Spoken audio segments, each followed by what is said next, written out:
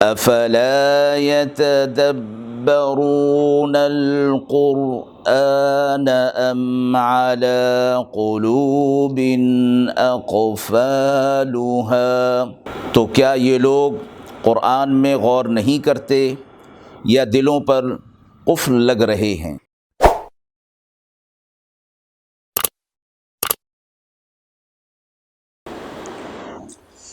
بسم اللہ الرحمن الرحیم۔ السلام علیکم ورحمۃ اللہ وبرکاتہ۔ ناظرین کرام، درس قرآن مجید کے آج کے پروگرام میں ہم سورۃ النساء کی آیت نمبر 170 اور 171 کا ترجمہ اور تفسیر آپ حضرات کی خدمت میں پیش کر رہے ہیں۔ اعوذ باللہ من الشیطان الرجیم، بسم اللہ الرحمن الرحیم۔ یا ایہا الناس قد جاءکم الرسول بالحق من ربکم فآمنوا خیرا لکم وَإِن تَكْفُرُوا فَإِنَّ لِلَّهِ مَا فِي السَّمَاوَاتِ وَالْأَرْضِ وَكَانَ اللَّهُ عَلِيمًا حَكِيمًا۔ يَا أَهْلَ الْكِتَابِ لَا تَغْلُوا فِي دِينِكُمْ وَلَا تَقُولُوا عَلَى اللَّهِ إِلَّا الْحَقَّ انما المسیح عیسی ابن مریم رسول اللہ وکلمته القاها الى مریم وروح منه فآمنوا بالله ورسله ولا تقولوا ثلاثة انتهوا خيرا لكم انما الله إله واحد سبحانه أن يكون له ولد له ما في السماوات وما في الأرض وكفى بالله وكيلا۔ آیت مبارکہ کا ترجمہ ملاحظہ فرمائیں۔ اے لوگو، تمہارے پاس حق کے ساتھ رسول آ چکا تمہارے رب کی طرف سے، تو ایمان لے آؤ تو اس میں تمہارے لیے خیر ہے، اور اگر کفر کرو گے تو اللہ ہی کا ہے جو کچھ آسمان میں ہے اور جو کچھ زمین میں ہے، اور اللہ علم والا حکمت والا ہے۔ اے اہل کتاب،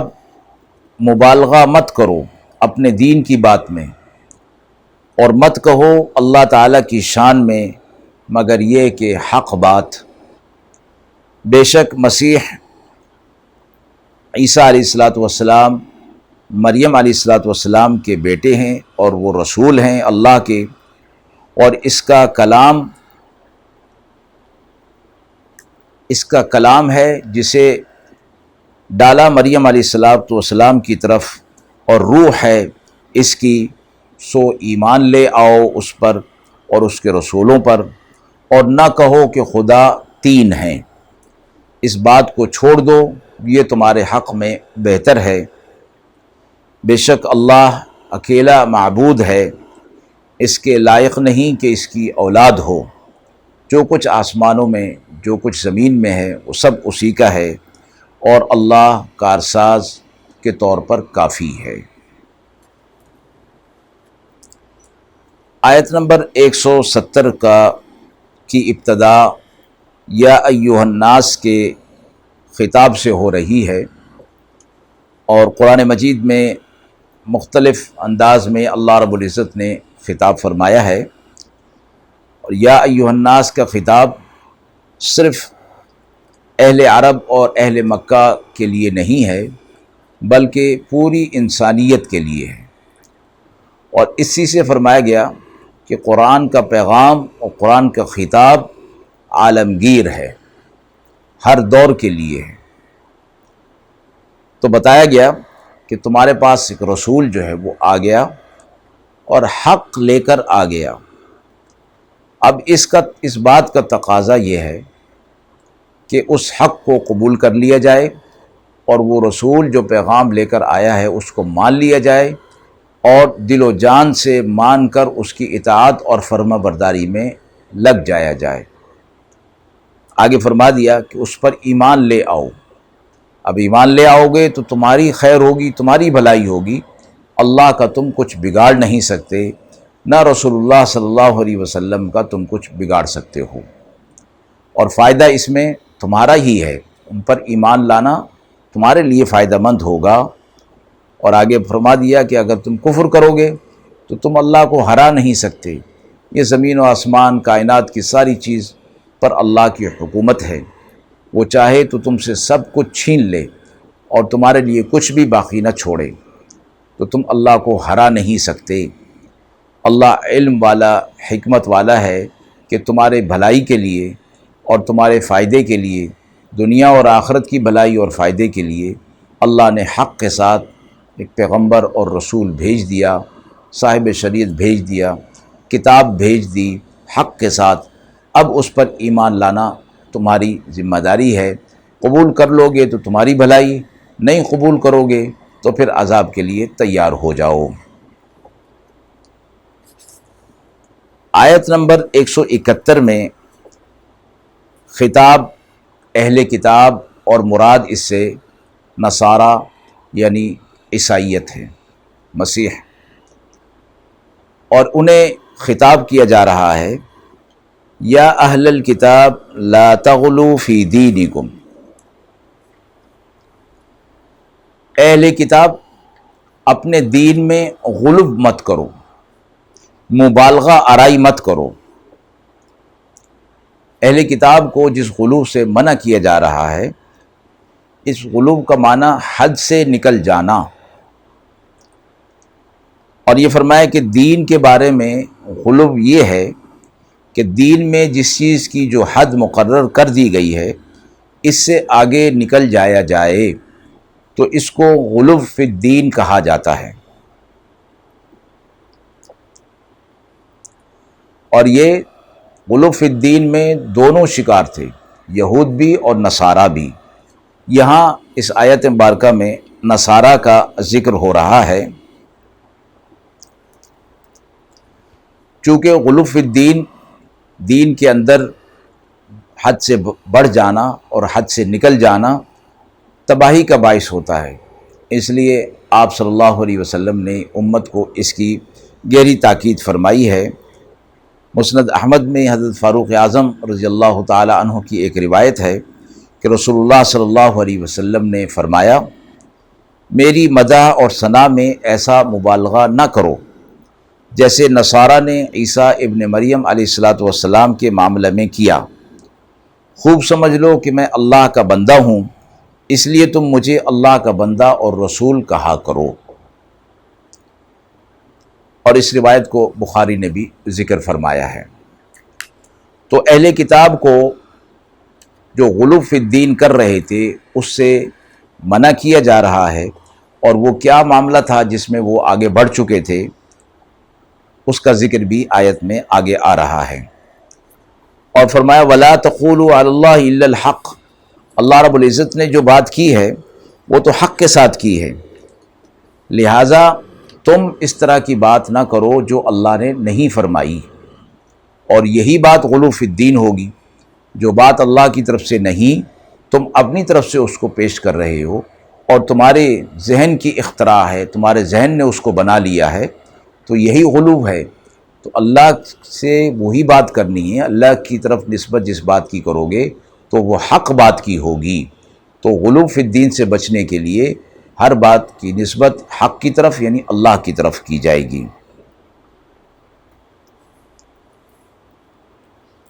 آپ صلی اللہ علیہ وسلم کی حدیث مبارکہ اسی غلو فی الدین کے بارے میں فرمایا کہ غلو فی الدین سے بچتے رہو، کیونکہ تم سے پہلی امتیں غلو فی الدین کی وجہ سے ہی ہلاک اور برباد ہو گئیں۔ آپ صلی اللہ علیہ وسلم کی خصوصی طور پر تاکید فرمائی گئی۔ اہل کتاب یعنی نصارہ کے جو غلو فی الدین کی ایک صورت تھی وہ یہ تھی کہ وہ حضرت عیسیٰ علیہ السلام کو مریم علیہ السلام کا بیٹا نہیں بلکہ وہ اللہ کا بیٹا مانتے تھے۔ تو اس کا جواب دیا گیا کہ عیسیٰ ابن مریم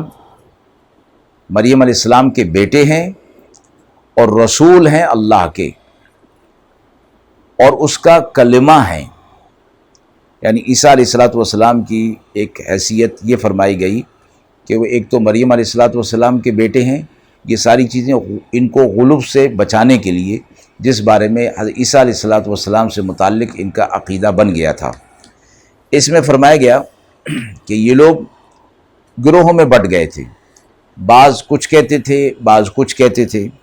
بعض ان کو اللہ کا جز قرار دیتے تھے